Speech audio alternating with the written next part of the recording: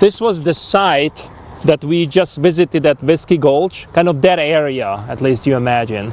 This is how much tailings was out there. Looks terrible. So in the 1990s, earlier, that looked like this. And today, this is the state of that area. I mean, you saw it with your own eyes.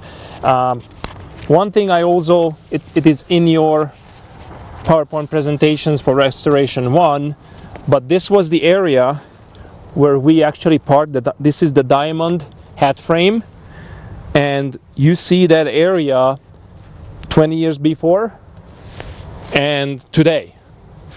Again, this is really dramatic change. So, and that's what we talk about, you know, just traditional reclamation practices, and we talk about that early on. So what we see here are the embankments of the Warm Springs ponds. Maybe some of you already know the story really good and could tell me more about it.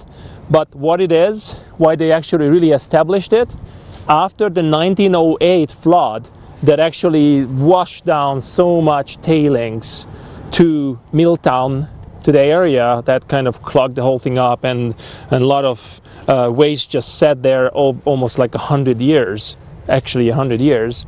After that, they thought they need to do something, and in 1914 they actually built the first Warm Springs pond in order to actually clean the water in Silver Bow Creek. It was so terrible that they just couldn't let the water of the creek go any further, so they actually created this settling pond where they added lime, and it was only 1 pound. Now they have several. It's a couple of it's many acres, but I think it's 1 or 2 square mile, the whole area. It's a system of ponds. Pond number 3 is the most terrible one, because that's where most of that material precipitates, the lime, and with all the metals that actually it takes out from the water, it actually accumulates in pond number 3. So in 1914 there was only 1 pound. Today there is a lot more, but with the restoration ongoing from Butte, basically they have now a pretty good water quality also for Silver Bow Creek.